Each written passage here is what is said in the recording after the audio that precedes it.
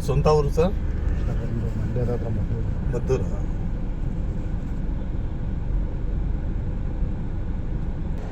Degree ಆ ಥರ ಆಗಿದ್ರೆ ಏನಾರ ಇದು ಮಾಡ್ಬೋದಾ ಸರ್? ಡಿಗ್ರಿಗೂ ಡಬಲ್ ಡಿಗ್ರಿ ಆದರೆ ಇನ್ನೂ ಒಳ್ಳೆ ಸ್ಯಾಲ್ರಿ ಬರುತ್ತೆ ಸರ್. ಅಲ್ಲ ಸರ್, ಇವಾಗ ನೀವು ಕೊಡ್ತೀರಲ್ಲ ಈ ಜಾಬು, ಹಾಂ, ಈ ಡಾಕ್ಯುಮೆಂಟ್ ಬಿಡಿ ಜಾಬ್ ಕೊಡ್ಸಿದ್ರೆ ಹಾಂ, ಈಗ ಅಂದರೆ ಡೈರೆಕ್ಟ್ ಗೌರ್ಮೆಂಟ್ ಏನಿಲ್ಲ, ಟೆಂಪ್ರವರಿ ಇದಾಗಿ ಆಮೇಲೆ ಪರ್ಮನೆಂಟ್ ಆಗುತ್ತೆ. ಹೌದೌದು, ಟೆಂಪ್ರವರಿಯಲ್ಲೇ ಹೋಗ್ತಾ ಇಲ್ಲಿ. ಆಮೇಲೆ ಅವ್ರ ಕಡೆ ಅವ್ರ ಹತ್ರ ಹೆಂಗೆ ಕ್ಲೋಸ್ ಇರ್ತಾರೆ ನೋಡಿ, ಹೈಕಮಾಂಡ್ ಮಿನಿಸ್ಟರ್ ಹತ್ರ ಹೋಗಿ ಅವ್ರ ಹತ್ರ ಅಪ್ಲಿಕೇಶನ್ ಕೊಟ್ಟು ಅವ್ರ ಹತ್ರ ಒಂದು ಲೆಟ್ರ್ ಹಾಕ್ಸಿ, ಇನ್ನೊಂದು ಕಡೆಯಿಂದ PS ಇಂದ ಹೋಗಿ ಅವ್ರ ಮಿನಿಸ್ಟ್ರಿಗೆ ಟಚ್ ಆ ಮಿನಿಸ್ಟರ್ ಅವರು ಫೈಲ್ನ ಮೂವ್ ಮಾಡಿದ್ರೆ ಇವ್ರಿಗೆ ಜಾಬ್ ಕನ್ಫರ್ಮ್ ಆಗುತ್ತೆ. ಅಲ್ಲಿವರೆಗೂ ಬೇಸಿಕಲ್ಲೇ ಹೋಗ್ತಾವ್ರೆ ಅಂತ.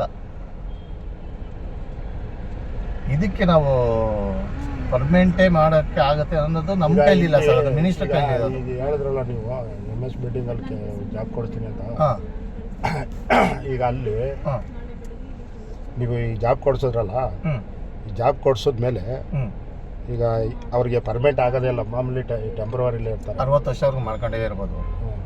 ನೀವೇನೋ ಅಲ್ಲಿ ಯಾರಿಗೂ ದುಡ್ಡು ಕೊಡಬೇಡಿ ಸರ್, ಇದಾಗಿರಲ್ಲ. ಅಲ್ಲಿ ಯಾರಿಗೂ ದುಡ್ಡು ಕೊಡೋದಕ್ಕೆ ಹೋಗ್ಬೇಡ್ರಿ. ಏನಕ್ಕೆ ಅಂದರೆ ಅಲ್ಲಿ ತುಂಬ ಫ್ರಾಡ್ ಜನ ಅಲ್ಲಿರೋದು. ನಮ್ಮದೇ 8 ಲಕ್ಷ ಖರ್ಚ್ಕೊಂಡಿದೆ ಅಂತ ಹೇಳ್ತಾ ಇದೀನಲ್ಲ ನಾನೇ ನಿಮಗೆ. MS ಬಿಲ್ಡಿಂಗಲ್ಲಿ ಸುಮ್ಮನೆ ಔಟ್ಸೋರ್ಸ್ ಮಾಡ್ತಾ ಇರ್ತಾರೆ ನೋಡಿ, ಇವ್ರ ಥರ ಯಾರನ್ನ ಕೆಲ್ಸಕ್ಕೆ ಸೇರ್ಕೊಂಡಿರ್ತಾರೆ, ಯಾರೋ ಒಂದಿಬ್ಬರು ಗೊತ್ತಿರ್ತಾರೆ. ಹಾಂ, ಇದೆ ಅನ್ಸ್ಕೊಂಡು